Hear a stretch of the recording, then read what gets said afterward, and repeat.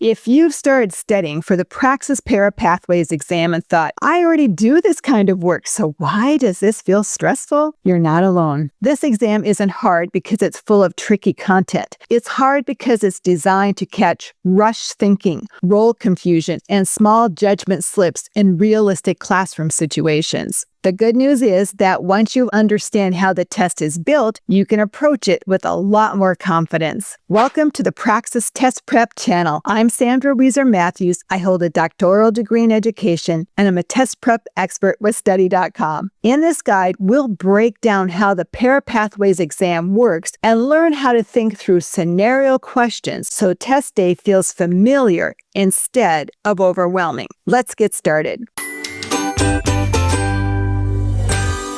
The Praxis ParaPathways exam, test code 5757, measures skills in reading, writing, and math. The test includes 2 subtests, reading and writing and mathematics. The subtests are timed separately. You'll have 85 minutes to complete the reading and writing subtest. There are about 51 questions on this subtest. You can expect to see approximately 30 reading questions and 21 writing questions. The mathematics subtest contains about 36 questions, and you'll have 60 minutes to complete it. The 2 content categories, numbers and operations, and geometry, measurement, and data analysis, each have approximately 18 questions. For many test takers, passing the ParaPathways is a gateway. It can be required for employment, certification, or advancement as a paraprofessional. The ParaPathways exam measures the essential reading, writing, and math skills paraprofessionals use to support students and teachers in real classrooms. Its content aligns with national and state standards, reflecting what schools actually expect in practice. When you approach ParaPathways as a reflection of real classroom thinking rather than a trivia test, it becomes much easier to prepare for and much easier to pass. Let's take a closer look at each section on the ParaPathways. On the reading portion of the reading and writing subtest, you're not being tested on advanced literary analysis. You're being asked to think like someone supporting students in a real classroom. You'll work with short passages and answer questions about meaning, word choice, tone, structure, and author's perspective, all with an applied, student-focused lens. Phonics and fluency appear in practical scenarios tied to real learning challenges. Overall, this section checks whether you can help students use text evidence and think through what they're reading rather than guess or give up when comprehension gets difficult. For example, imagine a question like this.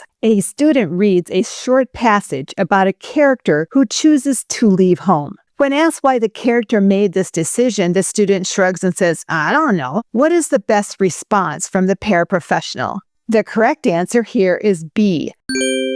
Ask the student to find a sentence in the passage that shows how the character was feeling, because it keeps the responsibility for understanding with the student while still offering support. Sending the student back to the text to find evidence builds real comprehension, which is exactly what the test is looking for. The wrong answers sound helpful, but they often skip the thinking process, dodge the real issue, or rely on opinion instead of the text. This pattern repeats throughout the reading section. The best answers slow things down and refocus on the text, evidence, and meaning. The writing section is checking whether you understand what clear, responsible writing looks like in a real classroom. You'll see grammar and conventions questions, but they focus on clarity, organization, and purpose, not rules in isolation. You'll also identify revisions that strengthen writing, like clearer details, better organization, or stronger evidence. Beyond mechanics, this section checks whether you can spot reliable sources, use evidence appropriately, and support ethical, responsible use of technology. Let's take a look at a sample question.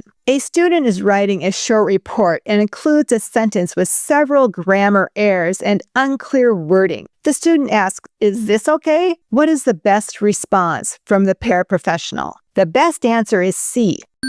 Ask the student to read the sentence aloud and suggest one way to make it clearer. It supports the writing process instead of replacing it. Asking the student to read the sentence aloud helps them notice problems on their own, and suggesting one improvement keeps the task manageable while still building writing skills. The other choices may seem reasonable at first, but they often trade real learning for speed, encouragement without clarity, or reliance on tools instead of student thinking.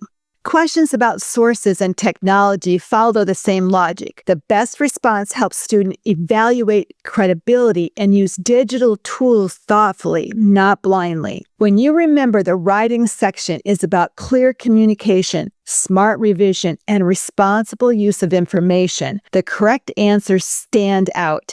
The test consistently rewards coaching and support, not doing the work for the student. Now let's take a look at the numbers and operations section of the mathematics subtest. This section isn't about racing through math problems or showing off tricky shortcuts.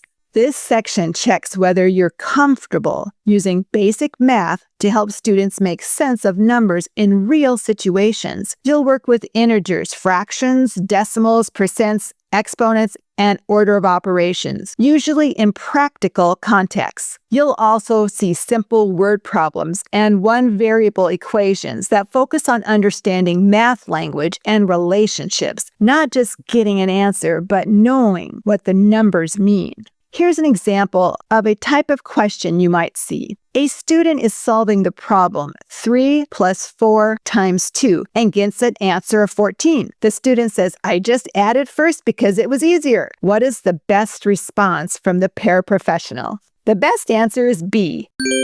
Ask the student to check the order of operations and try the problem again. It emphasizes understanding over correction, prompting students to reflect on mistakes and apply known rules, building long-term math skills. The other choices may sound right, but they often make students passive, reinforce errors, or skip the learning goal. Word problems follow the same pattern. The best response helps students slow down, understand the question, and connect numbers to meaning. When you focus on supporting reasoning and understanding, the right answers are easier to spot. This section rewards math sense, not speed. Geometry, measurement, and data analysis is the other content area. It's less about memorizing formulas and more about whether you can help students understand how math shows up in the real world. You'll see questions about telling time, measuring length, weight, and volume, and converting units, but they're usually framed around everyday classroom or life situations. You'll also work with shapes, perimeter, area, and coordinates, with an emphasis on explaining what's happening and guiding students step by step rather than jumping straight to an answer.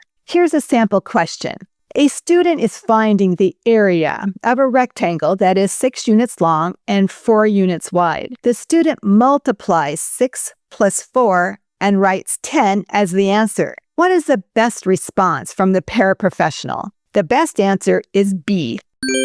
Ask the student what area represents and how it's different from parameter, because it addresses the misunderstanding at its source. By asking what area represents, you can help the student connect the numbers to meaning and recognize why addition doesn't work in this situation. The other choices may seem helpful at first, but they often skip reasoning, rely on memorization, or focus on the wrong skill. Data questions follow the same pattern. When a student misreads a graph or unit, the best response helps them understand what the data represents and why the correct choice works. This section rewards answers that slow students down and build understanding rather than just fixing mistakes. But when you think, how would I help a student understand this, instead of what's the fastest answer, the right choices become much clearer. Now that you understand how the ParaPathways is structured and how the questions are designed, the next step is using the guide as an ongoing study tool, not a one-time read. Each time you come back to it, focus on one section at a time and actively work through the examples instead of skimming them. Practice slowing down, identifying what each question is really asking, and explaining your reasoning out loud, especially especially when you review why wrong answers are tempting.